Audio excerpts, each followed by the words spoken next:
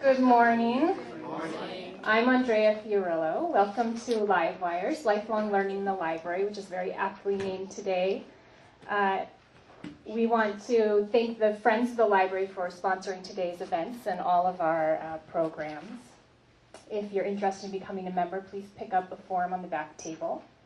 We have a lot of great programs coming up, including a further celebration of the Highland School and the library in this building. Coming up, our open house is this Saturday from 10 until 4. We have a huge program. It's here on this hall pass on the back table, so pick one up. A lot of the Highland School teachers are going to be here again talking about their time, and Bill Fowler is going to be here. We're going to have the Northeast Youth Ballet here doing demonstration. Creative Arts is coming to perform. We have another boy band coming in, local boy band.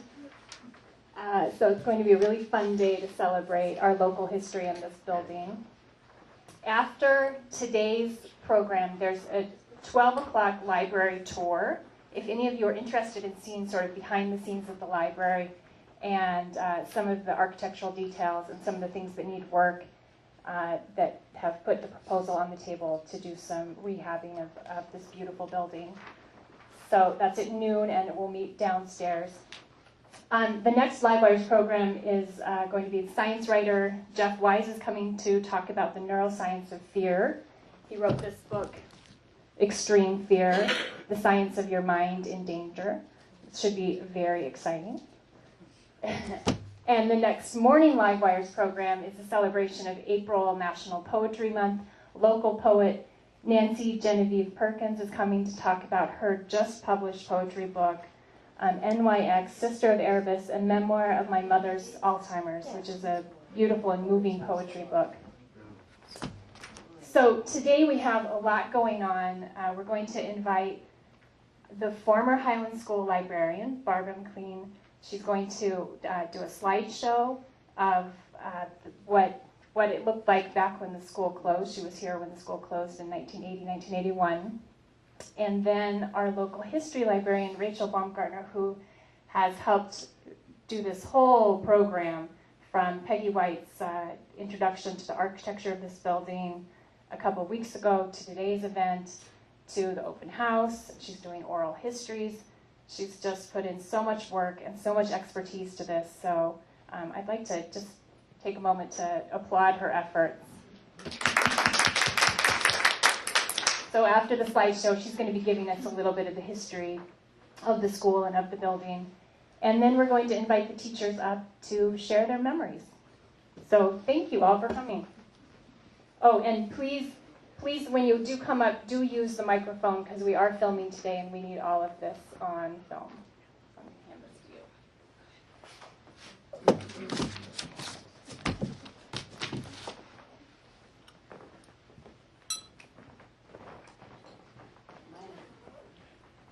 Now, if some of you recognize some of these folks that I don't recognize, just feel free to chime in because I'm supposed to go through this very quickly, but we will have a chance if anyone wants to see it again.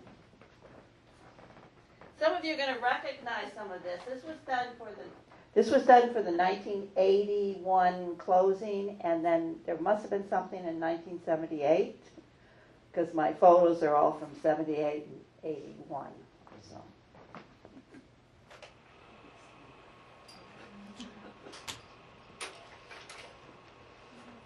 Can we darken it a little?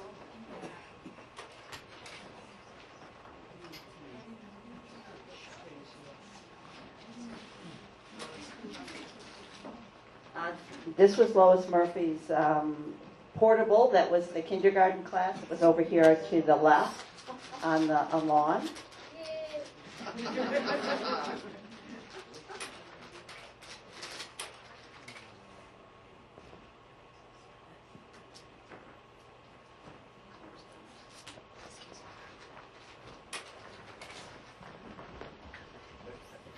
slightly darker. We're trying to get it slightly darker.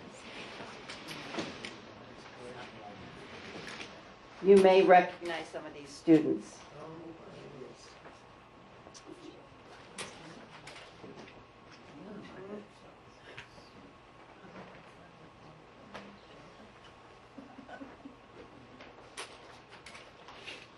It must be Betty. This is Clara, the secretary. Kindergarten teachers. Sue. First grade.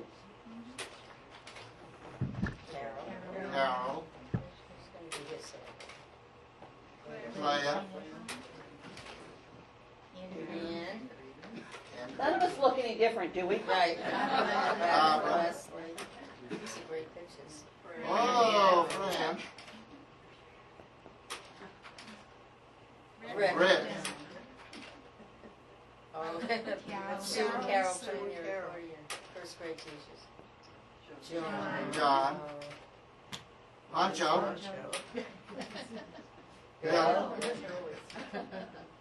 There's Pancho again. There's John.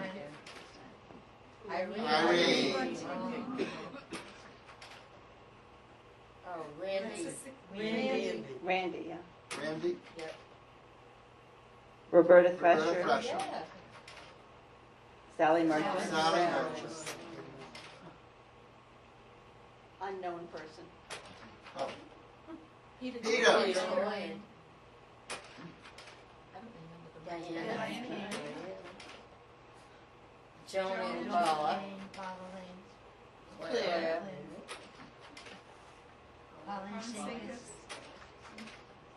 Barbara.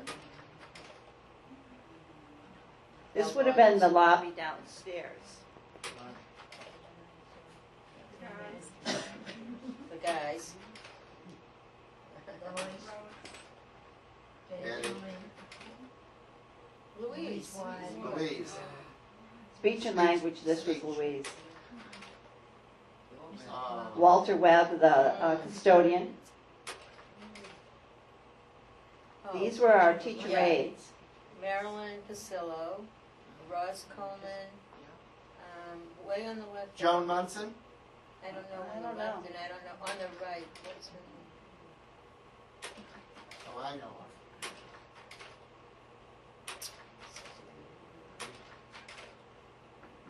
This would have been in the basement.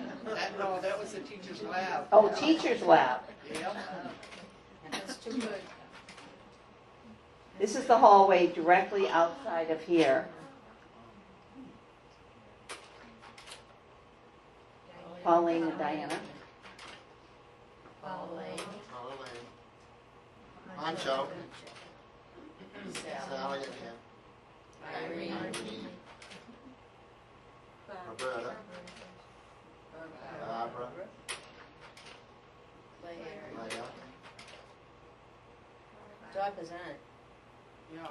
That's Dawkins aunt. Dr. Zant. Yep. Yeah. Yeah. Now this was the basement, and you can see that the pillars were wrapped with some kind of Padding. padding because we had gymnasium. That was a Yeah. gymnasium, so you didn't want to run into the posts when they were doing gym. This is the Clara, the secretary, but she was also the nurse And the mother. School mother. and the mother. Yes.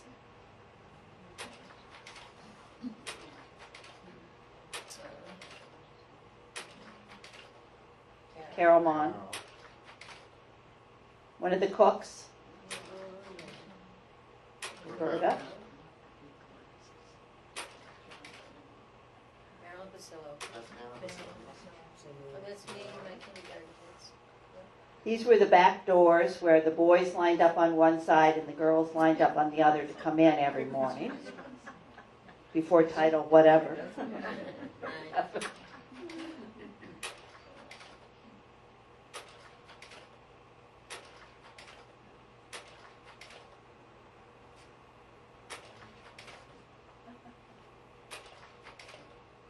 These were our custodians, Yes. cafeteria workers. That's There's Alligator, I think, on the left. It was.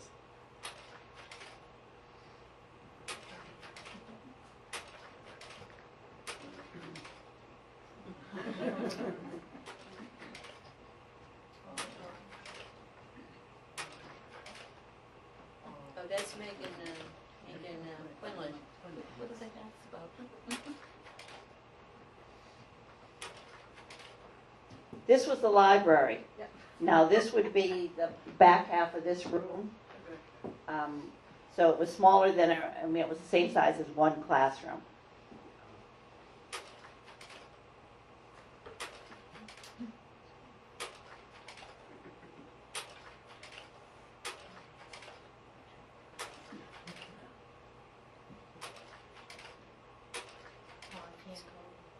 Yeah, Tanny. Tanny. Ross Coleman.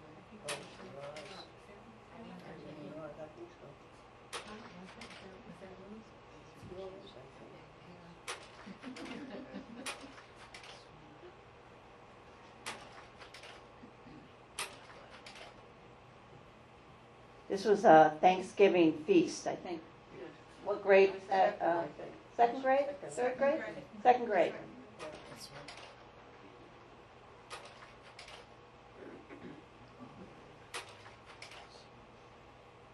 right. As you can see, they had instruments out. We used to long ago have instrumental music. Linda Irwin, Linda Irwin. yeah.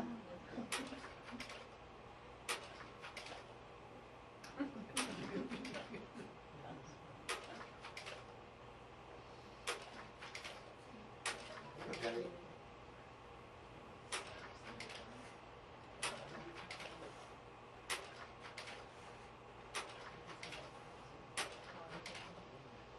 That's a good picture of you. Yeah, nice picture.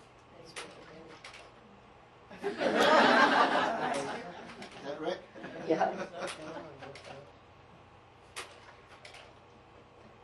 Joanne McMahon would have been a nurse, traveling nurse.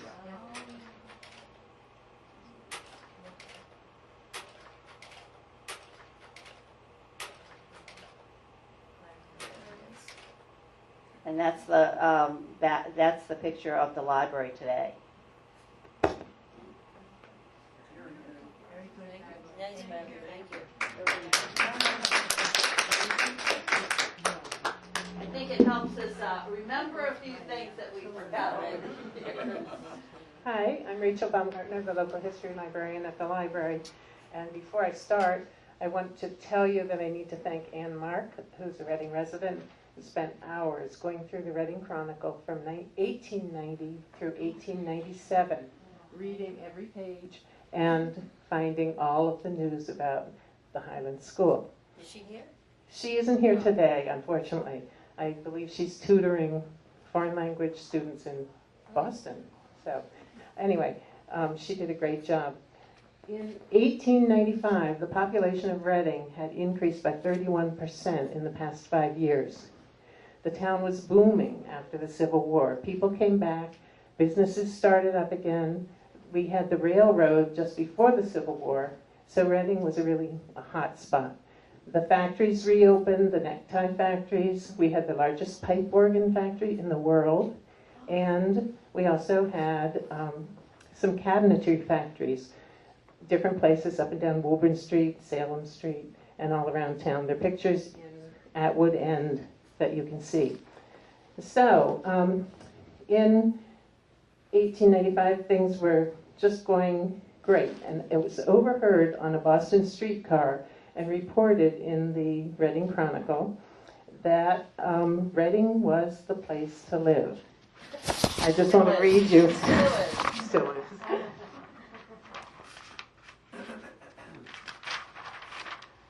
If you want to locate out into the country, I tell you, the place to go is Reading.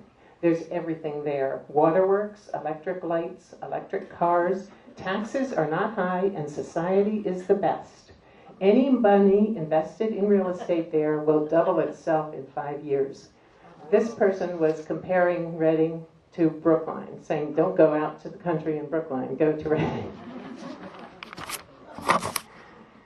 So things were looking good. There was a little bit of hearsay at the beginning of 1895 that the school population was getting too big. One class was being held in a necktie factory on Woburn Street, and they needed some new schoolrooms. There were a couple people in town meeting who felt that they should build a few more wooden schools around town, like the old Lowell Street School, the old Prospect Street School. And then there was this grand idea by the school committee, led by no one else except Walter S. Parker, for whom one of our middle schools is named, that we should have a 10-room schoolhouse. So they started looking into the idea of building a big schoolhouse. Now, Wakefield had the Greenwood School, which was a big school. And on the front page of the Chronicle, there was an article comparing the towns of Reading and Wakefield, which formerly had been part of Reading. And the point was, go to Wakefield, not Reading, because Reading is a quiet, busy town. There is no hoodlum element to make anybody afraid. There are good schools and excellent church privileges. It's 12 miles from Boston, with more than 60 trains in and out. I'm guessing that's per week. A homogeneous population, electric streetcars to neighboring towns and others building. The town is lighted by electricity. There are macadamized streets and concreted sidewalks. Beautiful and diversified scenery. Night and day police. National savings and cooperative banks. Neat and handsome buildings. Railroad repair shops. The largest pipe organ factory in the world. Telephone and telegraph. A good water supply, and the Boston and Maine Railroad main line, end of the short route. Now, who wouldn't want to move to Reading?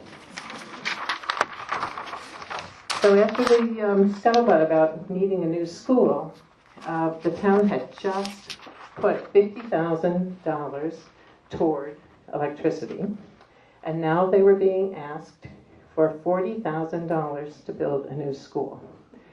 And there was an outcry. It's time to call a halt. We're spending too much money. Our taxes are going to be too high. Remember, the population had just increased by 30%.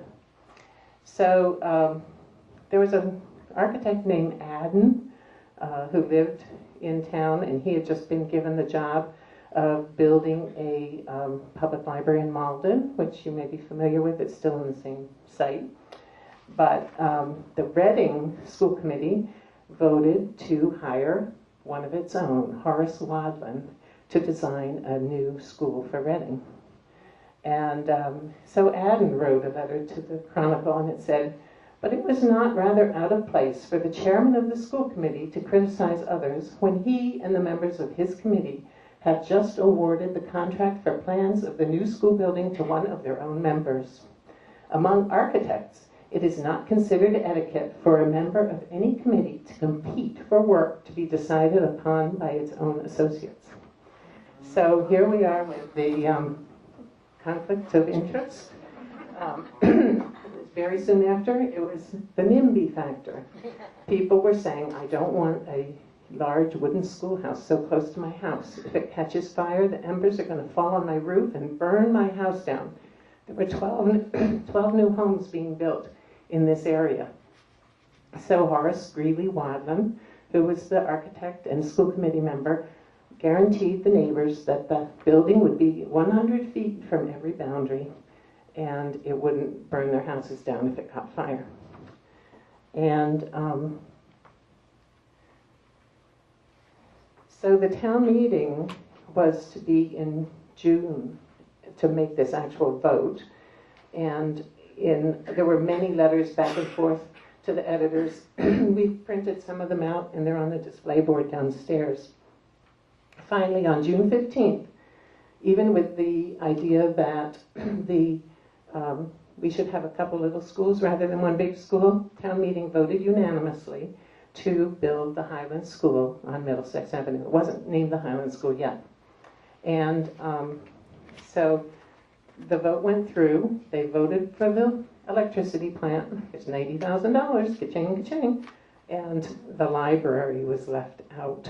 The library had a proposal to have its own building, and it was postponed and tabled, and it wasn't until 1918 that we got the Carnegie Library down on the corner of Woburn and Lowell, which is now part of Town Hall.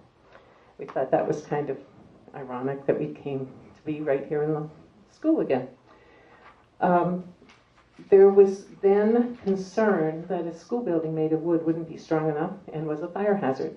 So some people got together and they started pushing for a brick school. And the estimate was that it would cost about $7,000 more to build a brick school than a wooden school. But town meeting again supported that. And the actual figure for the school when it was bid was $42,000. That did not include plumbing or electricity. The plumbing was $1,064, and I didn't ever find the cost of the bid for the electricity. So the school was, the ground was broken on August 10th in 1895.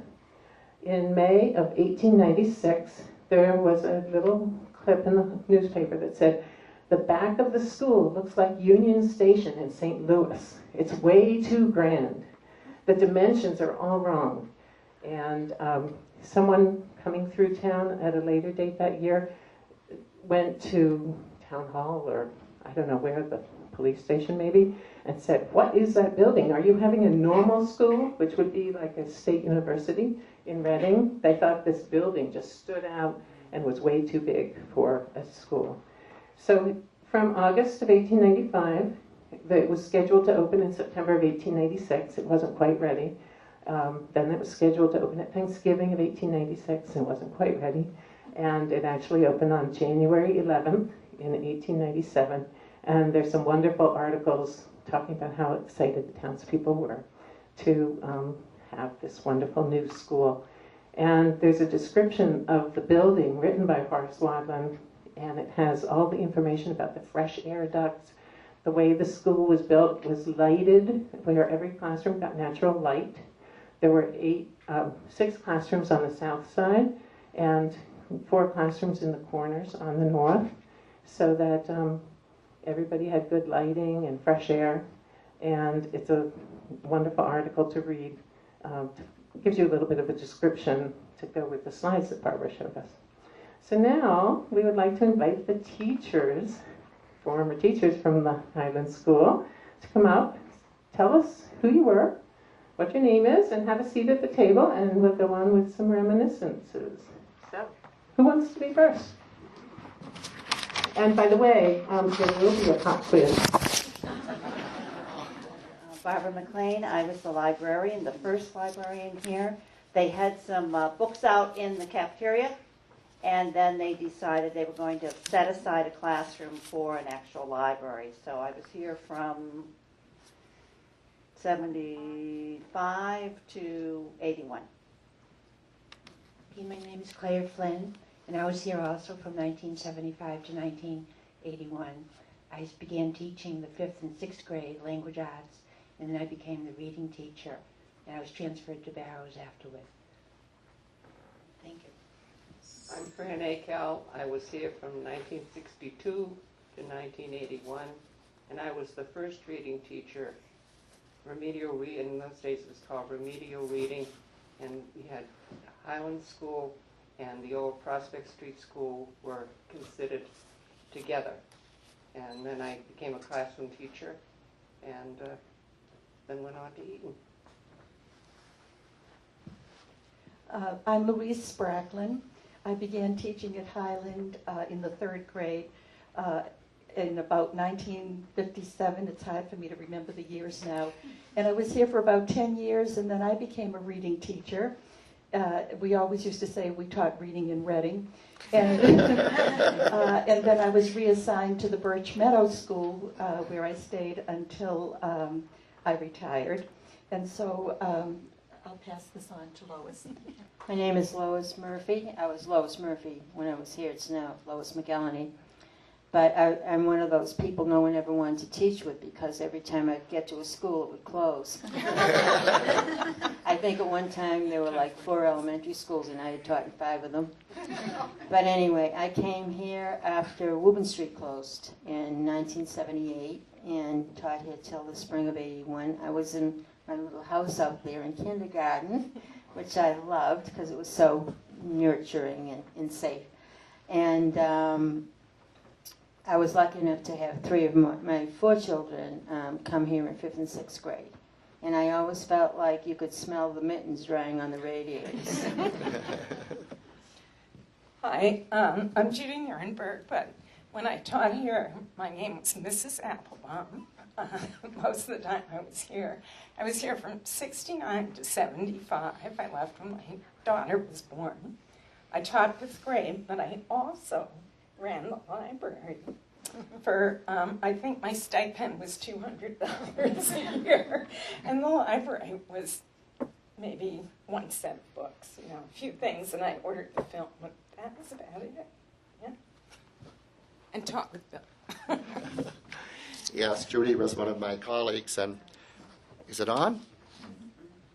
Judy was one of my colleagues, and Enid, she was Enid, what was her, Musket, was it? Yeah. And then she became Enid Mingalelli, who was taught 5th grade. I was here from 1964 to 1972, and then I went over to Woburn Street School, and Woburn Street closed, and then I was called back here for the last 2 years of Highland, where I met many, many precious friends who have been a part of my life from 1979 through 82. The Highland School certainly has been a highlight in many ways. The years of teaching here was wonderful because, we not only have homeroom classes, but different years we would exchange classes and have different reading groups, different spelling and language arts groups, math, science, and so forth. So you really got to teach a lot of students in the school and getting to know them. We were all a family together.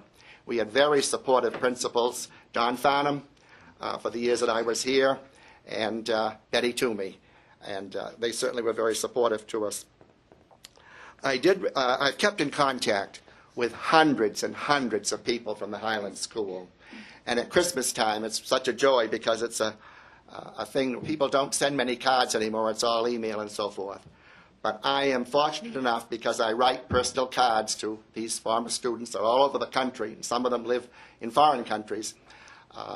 It's a joy to receive messages from over 300 students in all from all the schools I taught in, because I went to Birch Meadow when Highland closed.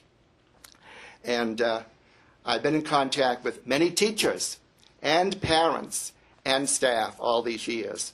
And I was looking over my journals, and I've gone to over 20-some-odd funerals of students that I taught here at the Highland School. 20 beautiful people, students who have died. And nearly 20-some-odd faculty people that I've kept in touch with over the years who have passed away. But these are special people in my life. And on Saturday, I'm coming with 2 big, huge picture albums of over 200-some pictures of my students and the programs and activities. And the most important thing is that 2 of my students are coming from 2 of my treasures that I hope they will video, is that the burial of the time capsule of one of my classes. They came to our home and buried it in our backyard. And when they graduated from high school, and that's another thing, I never missed a graduation of any of my students of all the schools that I taught at. I was there at every one of them. And the important thing is that this capsule was dug up. My wife was scared that it was in a water bed issue. It might have just sunk it away. But the children came with their shovels. And so I hope this will be videoed because Randy is coming and will hopefully be here with me on Saturday. And Russell, his brother, was the one, we used to have great Christmas parties here. It was a joy to celebrate Christmas and the holidays at the Highland School. I remember the Christmas trees and the exchange of gifts of the students and so forth. That doesn't happen today, but those special memories. But my wife and I have a beautiful, beautiful wreath that Russell Howes made out of a special kind of tagboard-like thing, and it's beautiful. And I'm going to bring that to have it videoed, hopefully, on Saturday. yes, there are so many memories here at the school, and I just can't thank God enough for all of the connections that we've made. And one of my connections couldn't make it today, but she did send word. Many of you will know her. She said, give a big hug to all those from 67 to 70, Cindy Blandini. She said, Gert Drozak, I'm sure many of you remember that name. And she was one that I kept in touch with her until she passed away in a nursing home with Alzheimer's dementia. But Gert was a very special person. She became a member of our family, she said, like a grandmother to our two sons, Joe and Paul. And she sees Enid. She sees Enid quite often, and so she gets in touch with her. And at the farm stand, they go to New Hampshire. Some people come by, and Joan Munson, and I mentioned, I think she was in one of the pictures. She was a teacher aide here, and she used to go by there. And another person, Vern Taylor. He was a great teacher, and you know he just passed away this past year, and I went to his funeral service up in North Reading. And Daisy Castine, all of us would not, who could, you know, her spirit is right here in this school because Daisy was a very special person. And she touched a lot of our lives. And Peter Toloyan, one of my greatest friends. And Alice and I were fortunate. We were married when I was here at Highland. So, of course, practically the whole staff came to the wedding, and I have beautiful memories of that day in our hearts. And we'll share those in the picture book. And I think that's about it, because I think there was a couple more. Oh, Cindy says that she's away in South Carolina. That's why she can't be here this day. But she wants to say to be remembered to all of you, and hope that all is well. And I'll pass it on the podium to the next person. God bless. Anna King. My tenure here wasn't nearly as long as Bill's. I was here from 77 to when we closed in 81, and then moved on to the Killam for a couple of years. I was here as the school psychologist. This was my first real job. And when I look back at the pictures, I was just a kid back then. We all were, but yeah. So it's interesting to see those pictures again. My office was down in the basement on the other side from the gym area, which had this weird round thing in the basement. I never quite knew what it was, next to the trough, next to the urinals for the boys' room. And all these special ed services and ancillary services, Title I and reading and resource room in my office were downstairs, even though we weren't in our offices a whole lot. There was kind of this camaraderie amongst us who called the basement our home when we weren't in the classrooms.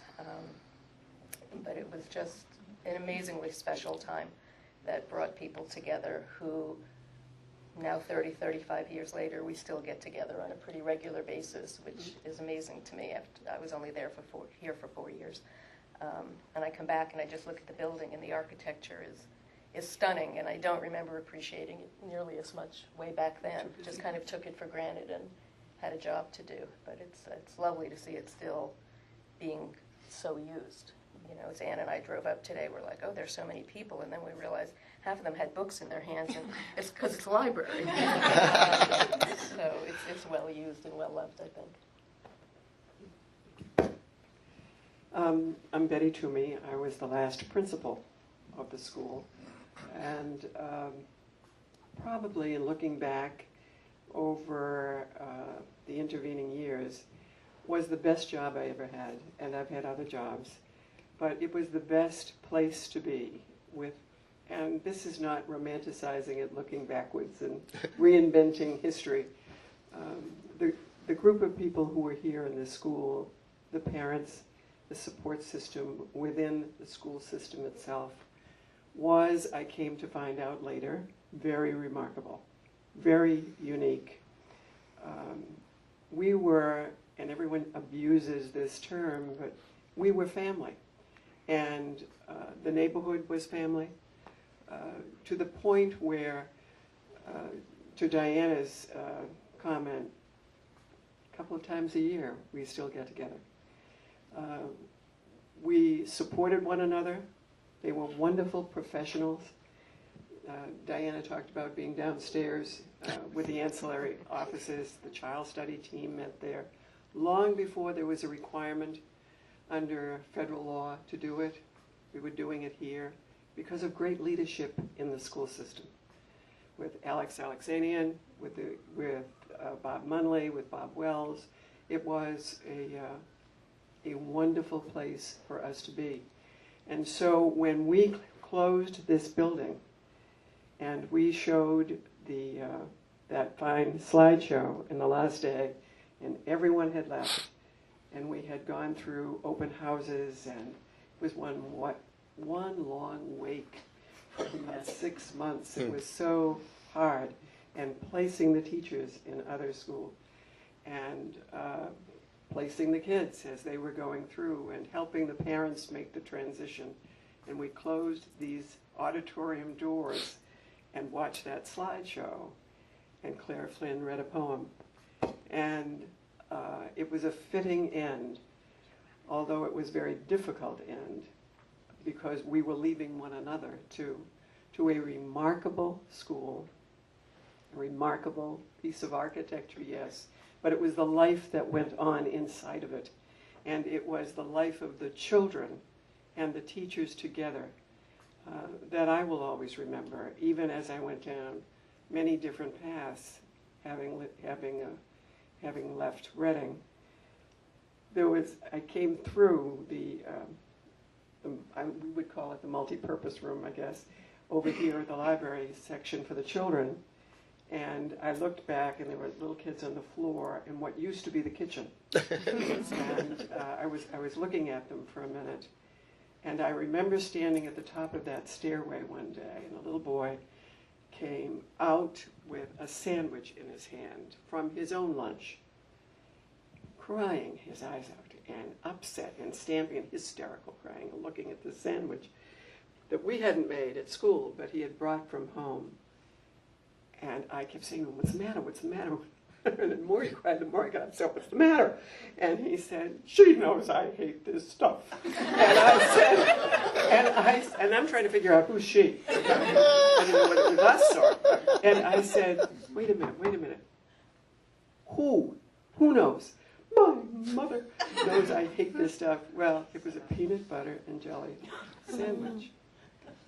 And she had apparently cut the sandwich with a knife that had a tiny bit of mayonnaise on it. Oh. And I said, "You don't like mayonnaise?" Hysterical. "I had a very bad morning, and now I have to come out and I have to look at this." But he felt free enough to do it, is what I'm trying to say. Took the sandwich, I went into the kitchen, and I took a piece of paper towel, and I went down the mayonnaise.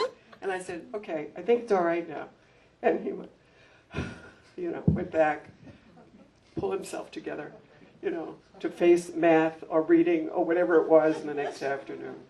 But the comfort level for the children, their knowledge that they were safe, that they were being well taught, and that the teachers together had all the best interests of the kids at heart. It was a remarkable experience. And I say that with full knowledge of looking back and saying, best time in my life as a professional.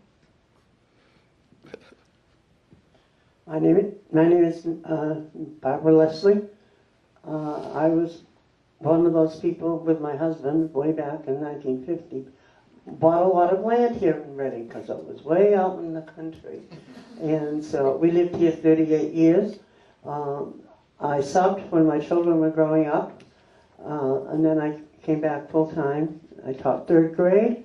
My classroom was, as you come in the front door, right to the right. That was where my classroom was. Off of my classroom was a little set of stairs. And when we were doing the changing part for math, Fran Akel's class was upstairs and mine was down, and the children went up those back stairs. I don't do much with computers, but I do use it. And I was on Facebook one day, and this young lady came on, and she said, would you be the same Mrs. Leslie that I had for 3rd grade? And I said, I wrote back, or whatever you call it. Yes, I am. That the same Mrs. Leslie. Also, I have, and I don't know whether we got it when the school closed or what, but I have a magnet of the picture of the school that I treasure. I collect magnets.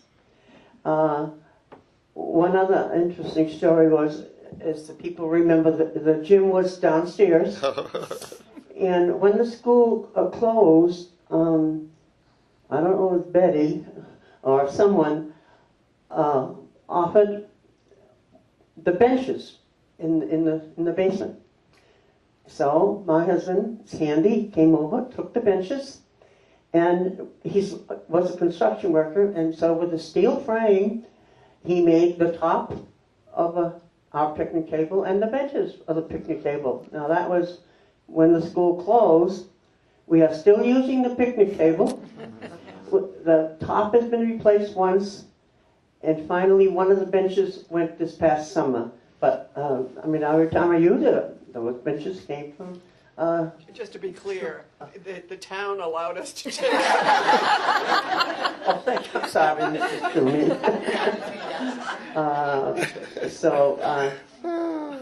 I don't come back too often. I come get together with those of us who meet regularly. I do come back to visit my neighbors on Pearl Street, and it was it's every time I come through, I'm amazed at what you see when you come up Main Street. I tried to make a left turn to come to here. It was the one way you can't enter. We're in front of the town hall now, but it's so good to be here today. Hi, my name is Ann Vincent. I was Ann Creedon most of the time that I worked here. This was one of the best jobs I ever had in my life. I had come back to the area 2 years prior to working here, and I had subbed for 2 years.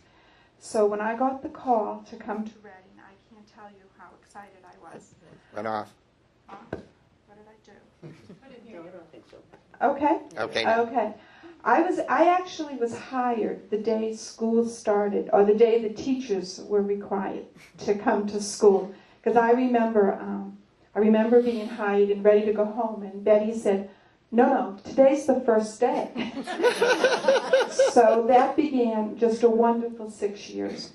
I taught with Claire Bettinas, who is still one of my closest friends, and she was the other second grade teacher. We had a wonderful friendship, and we worked well together. And during my time here, some very nice things happened in my life. I was married, and I actually had my oldest son when the year that Highland School closed. He was born June 26th, and I often wondered that I was almost grateful the school had closed, because I didn't know how I would leave the school if it hadn't closed. So it was just a wonderful time in my life. So that's all. No, there's more.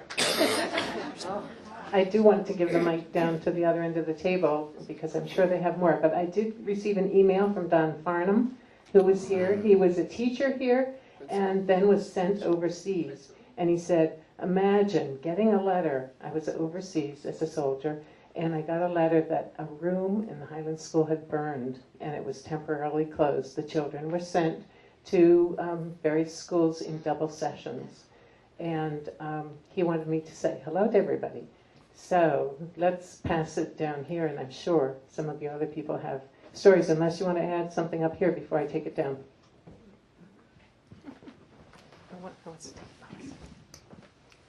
I saved a couple of good kindergarten stories. I can remember saying to Betty one day, Betty, it's like being at a birthday party all day long. And she said, Lois, not everybody will look at it that way. But anyway, I can remember 2 stories stay in my mind. One was I had this adorable little boy who was not quite ready for prime time, or as we say, first grade.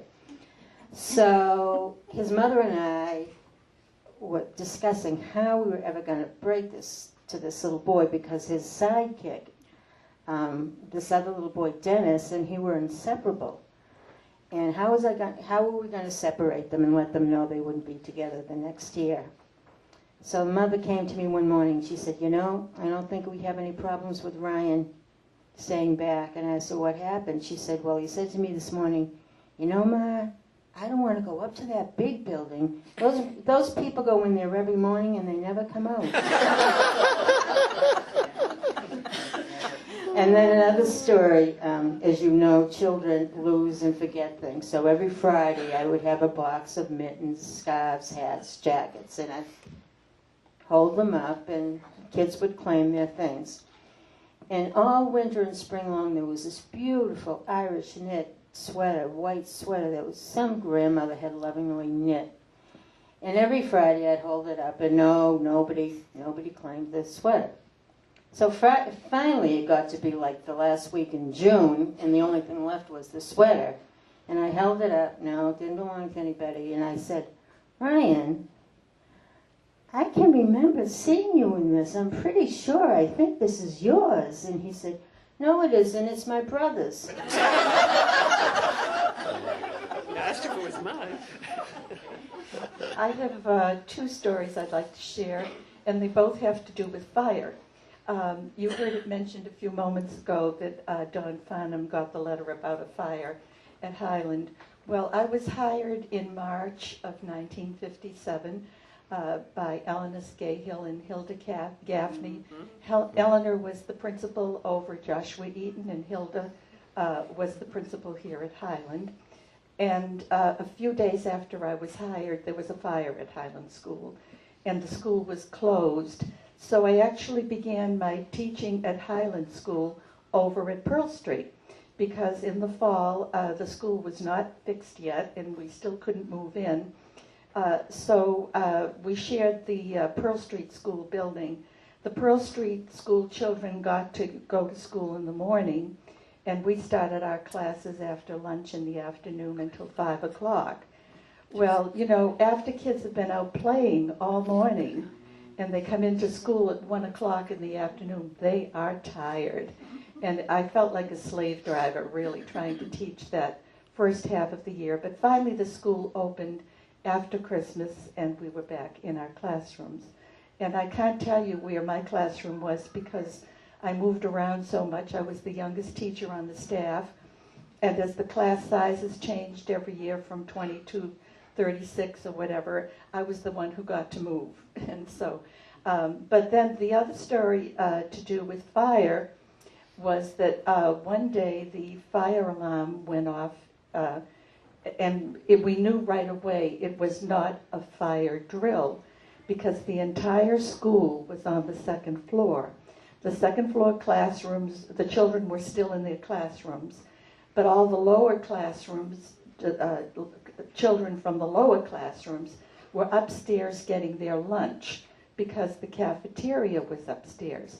So suddenly the whole school was on the 2nd floor.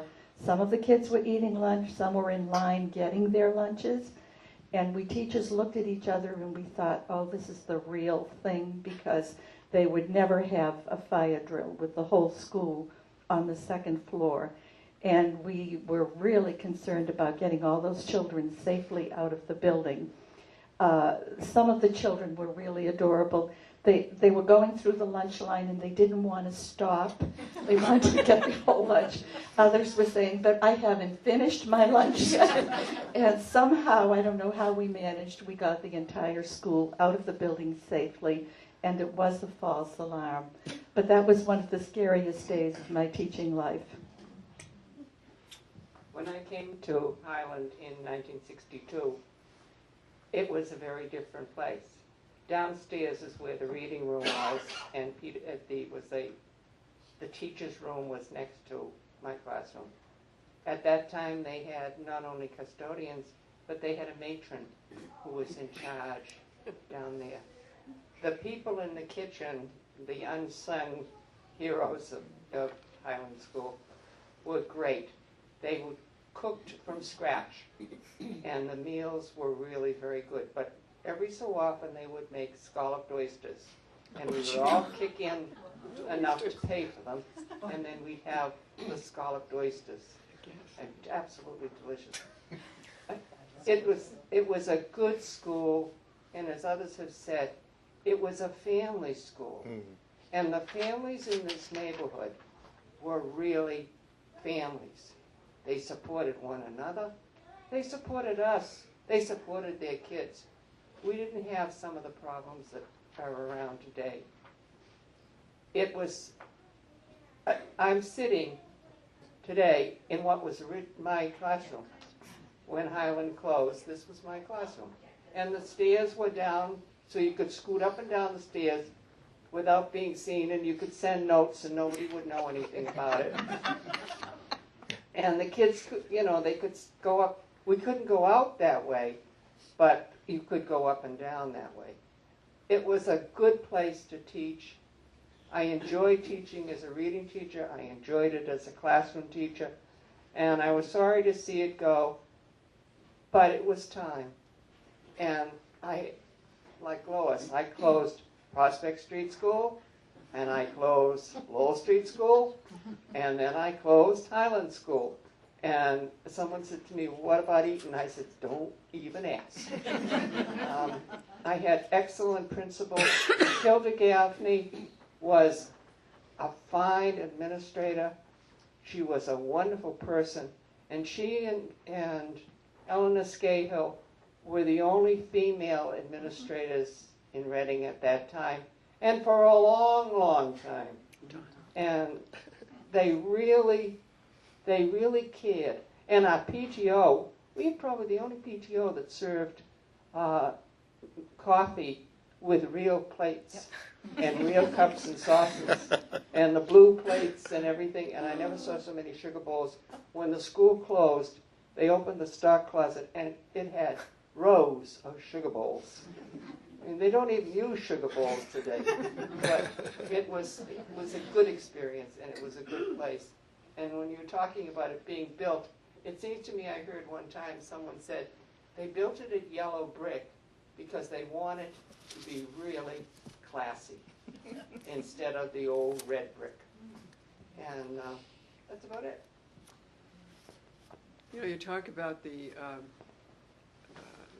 women who preceded us, and when sure. It's very hard for younger people, which is almost everybody these days, but younger people to appreciate the difference that Reading made in the lives of women who were aspiring administrators. Mostly because the mentors for us in those times were men. They were the ones. It was Bob Wells who said to me, I want to talk to you about something. It was Bob Munley who followed through with it.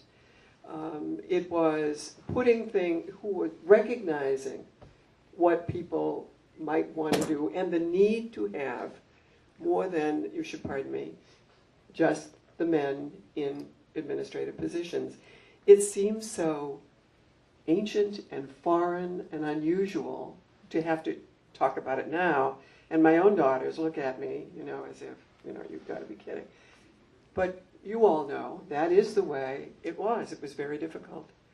So I really want to make it clear that the leadership in the school system is so important to the life and the culture of what happens within schools. Bob Wells believes strongly that there needed to be strong principals to run the buildings. He certainly, if you remember him, held you accountable. But he believed that you stood on your own top. Lois's building out there was the only building one afternoon that had water. A water main broke out in the street. And I'm looking around saying, oh, all these kids who have to go to elementary school, they have to go to the bathroom. And what are we going to do? And et cetera, et cetera. We're going to send them home. There was no one home. Or they were. So I said, well, you know what? The fire department had come up. I said, superintendent's going to know this is going on. I'd better call him. In the back of my mind, I was saying to myself, he'll probably tell me what to do. phew. So I called him, said, thought you ought to know. And I could almost hear the smile in his voice as he's listening to me, because he probably surmised why I was calling. And he said, oh, Betty, that's hard, that's tough. And he paused and he said, what are you going to do? And I immediately knew what I was going to do. And he said, you're going to send them home? And I said, no, we have water in the portable. But I didn't know, frankly, until that time. Just one example of building a team, making you responsible, and actually setting, empowering, it's an overused word, but training you. We always used to call Reading as a great training ground for administrators. But that was because of the leadership of the system and because of the support of the parents. I'll take this back to Claire, but I just want you to know that today we have 4 out of 5 female principals in the elementary schools. Right. I was first hired for Lowell Street School, and when Lowell Street closed, I was transferred to Highland School. And reiterating what some of the other teachers have said, it was also the most wonderful place for me to work at. And I've been very fortunate to have been a teacher because I love teaching. And even though I'm retired now, I still love it. I just have one funny story. There are a lot of them, but I was trying to think of a funny story, and this keeps on coming into my head, so I'm going to share it with you. I was a reading teacher, and sometimes you work with a child individually or a small group of children or work in the whole classroom. And I had this little boy, Raymond, and he didn't walk, he skipped. He skipped down to my room, and he'd always knock on the door and say, honey, I'm home. Every single day I had him, and he used to just, back me up. So it showed the relationship between the teachers and the children, and it was just a wonderful place to work, and the staff was very wonderful. As Fran said, this was her room, and right about where that post is over there, it was the beginning of the library, so there was just one little room. But we somehow managed to have every class in there every week and do research and do all kinds of things in there. And one of the things I also did was go half a day to Prospect Street and half a day to Lowell Street until those schools closed. So those were just 4-room schools, and they had little libraries in the basement, and we would have the kids come down and we would do storytelling. But when I was doing the pictures that I did in the back, we used to have projects that were just unbelievable. We had Mother Goose Day, and we had, we had the holidays, and we had just events. We would have events all the time before we had theme days. Now people have theme days. I don't think we even knew that that's what we were doing, but the whole school would get together and do one thing. And it was amazing. And when I arrived, I was hired. I had an interview, and then I was going off on vacation. And these are the days before cell phones and any communication. So I came home from Michigan on, I think the night before school was starting. And there was no letter in the mailbox, so I thought, well, did I get my new job, or am I going back to, I was teaching at Barrows at the time, or am I going back to 6th grade? And I didn't know what to do, so finally I called a couple people, and I didn't know how to spell Betty's last name, even though I had been interviewed, and I thought, okay, well, I guess I didn't get the job. And I think I called Claire. Or I called somebody else who said, congratulations. I said, oh, so I did get the job. I really didn't know how to be a librarian. I came in the room. They had thrown all the books in refrigerator boxes. So I had no idea how many books of what kind and whatever. So the first month we're putting them on the shelf, and you think you've got all the 100s together and all the 200s together, and then you find another big box. So it was like shifting things around, and finally we got everything in, and then it was like, okay, now what do we do?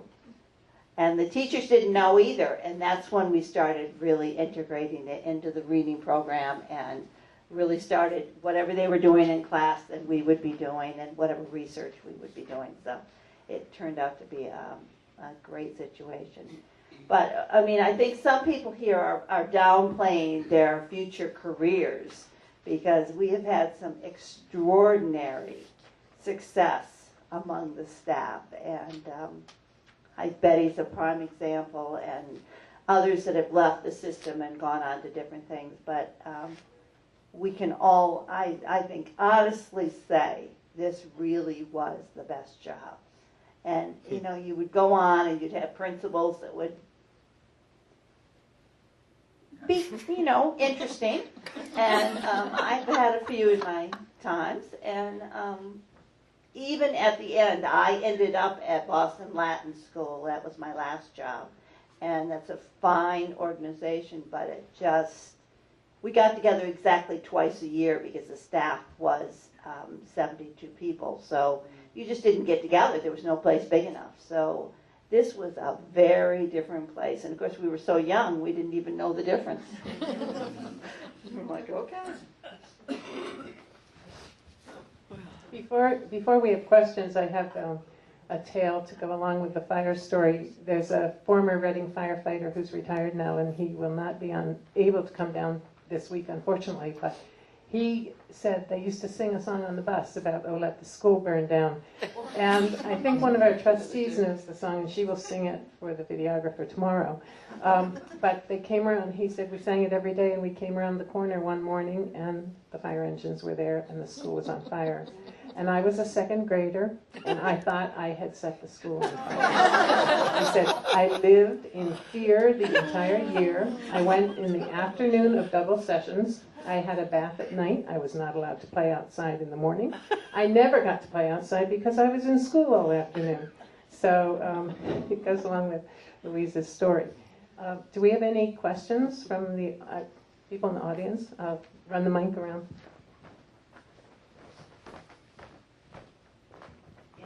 I'm curious, how many classes was there when school started and then when it ended? How many grades? There were 2 of each class, and when I came in 1975, and when it ended, it was the same. It didn't diminish in size in this school. What had occurred, of course, was a demographic shift in the town, which required the closing of a school, and the way that was achieved was that all of the principals sat together and plotted it out. I think Charlie was our chair of that, and we researched it, looked at it carefully.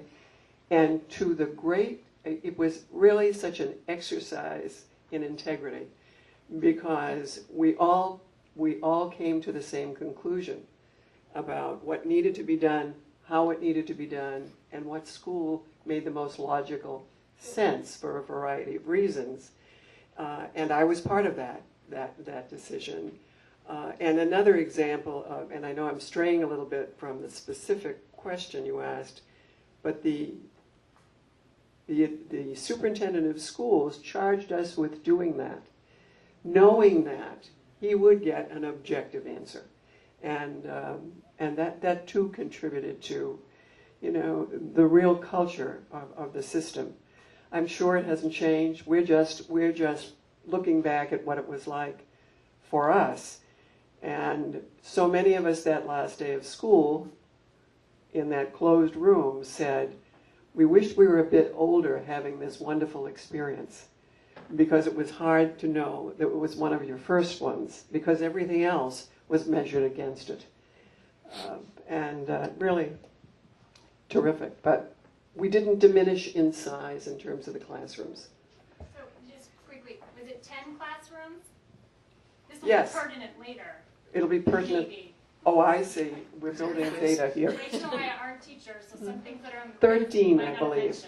Yeah, I think there were 13, and then you had all of the ancillary services there too. You know, you had reading, and you had special education, and you had the federal title grants. And, I mean, we were like little locusts all over the place here. But yes, it was a full service school. Grades? K to 6. Six, Oh, yeah. that's what I'm curious. It was not one. When was it 1 through Oh, you 8? meant the number. Oh, I see. I thought you were talking about the number. I'm sorry. At the beginning, was it 1 through 8? No, Oh, not. I don't know. Okay. I don't think so. No, it was always a middle school, wasn't Yeah. it? Parker and Oh, it's in No, there was a time. I can only speak to the time that I was here. I don't know. I'm sorry. Yeah, because our daughter Julie had Mrs. Castine Right. in second grade, was it? yes. Yeah. So, you know, Yeah, they and- must have had, you know, And when I first came, there was also Lowell Street School. So I was Yeah. going back and and we forth. had been in Prospect. Right. We have had someone who came here for some years tell us that there was a middle school here. And Andrea, did you want to make a few comments before we give them the quiz? No tests. Well, I'll just say that maybe we didn't give you all the answers, but we did our best. So it'll be fun, and you have to give yourself a gold star at the end because we didn't provide any. But we do have pencils and paper.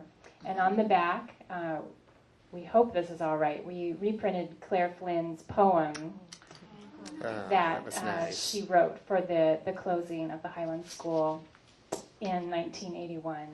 So we have a little bit of memorabilia to go home with you with this pop quiz. So if I could have Rachel help me pass this out.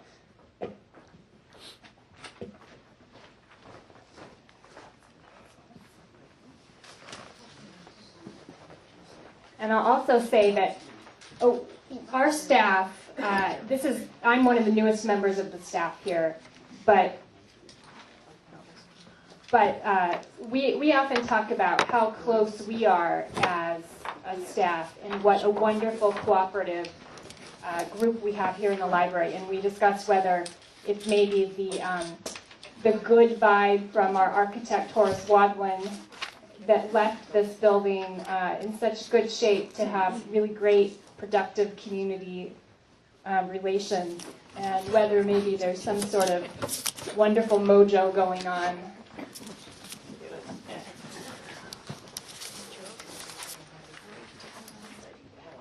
If you want to pass your pencils in. Yes, class in session. All right, we'll give you the answers since we didn't explain all of them in the beginning. So the Highland School opened in January of 1897. I got it. Yeah. It closed in June of 81. Yes. According to the 1895 Reading Chronicle article, Reading was a great place to live because of all of the above. I got Concrete it. sidewalks, electricity, the largest organ pipe factory in the world, and the lack of a hoodlum element. The first principal of the Highland School was Alice Barrows. The architect was Horace Greenlee Wadlin, and he was controversial because he was on the school committee at the time he was awarded the contract, but he did a nice job anyway. I guess the next question, 5, is a little confusing because there were probably varying classroom levels, but we had thought 10 maybe to begin with, and it sounds like There were Betty 14. was saying 13 It was at the 14, time I think. it closed. Three Well, fifth grades. 12 plus Depends on portable. what you use as a definition of a So give classroom. yourself a plus sign on that one, no matter what you said. And this one was a mystery question. I don't think we covered this. What was found in the closet of the current local history room? If you chose B, a high heel shoe, give yourself a gold star. And by the way, we did actually find some gold stars, so now you don't have to bring your phone. Yes, I believe. I never found a shoe. Somebody told me the story about Allison Barrows Oh, yeah. when she was principal of Highland School. She came from Maine, apparently, originally, and she used to come to school an hour early in the wintertime each morning to put coal in the furnace for the kids when they came to school. So I thought that was pretty interesting. Yeah, our heating and cooling system is also a little bit arcane to this day. So now we're going to invite anyone who would like to, do we have a teacher who would like to lead a tour of the school and show us where things used to be? It's very disorienting seeing how it's changed. Okay, so maybe not, but you're welcome to look through the building on your own, and then at noon we're going to have a librarian-led tour so that we can show you our plans to help preserve this building and the work that it needs done, and also just kind of a fun chance to see behind the scenes of the library. And we can inform you on some of the areas where the school used to have different sort of room structure than we have now. And we're going to invite the teachers to stay here in this room. We have some more plans for you and some more time for you to catch up. So thank you all for coming. Thank you.